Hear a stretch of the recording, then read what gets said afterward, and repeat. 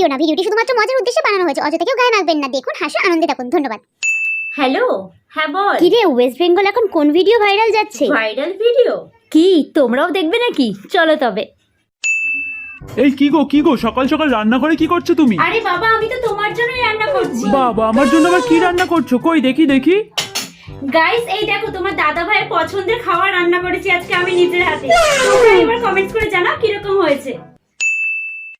Guys, দেখতেই পাচ্ছ আমি আজকে চলে এসেছি সোনার দোকানে। আর চারিদিকে কত সোনা, আর আমি দেখো কত কিছু গলায় অলরেডি পরে নিয়েছি।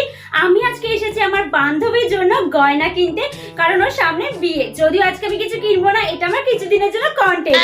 তো আমার এই গলায় হারটা দেখো কি সুন্দর, আমার তো মনে হচ্ছে আমি বিয়েটা করে ফেলি। যাই হোক, তোমরা এবার দেখো আমি বান্ধবীর জন্য এইটা নেবো নাকি এইটা নেবো নাকি এই সুন্দর হারটা নেবো। তাড়াতাড়ি তোমরা কমেন্টস করে জানাও আমি কোনটা নেব। যদিও তোমরা যতক্ষণে কমেন্টস করবে আমি বাড়ি পৌঁছে যাব, তাও তোমরা কমেন্টস করে জানাও আমি কোন গয়নাটা নেব আমার বান্ধবীর জন্য।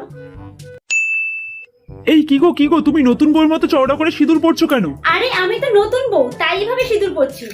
গাইস, তোমরাই কমেন্টস করে জানাও তো আমাকে সিঁদুর পরে বেশি ভালো লাগে নাকি সিঁদুর ছাড়া। তাড়াতাড়ি করে কমেন্টস করে জানাও।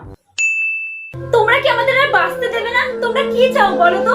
আমরা মেয়ে বিয়ে করেছি বলে তোমাদের এত সমস্যা? কিসের এত সমস্যা?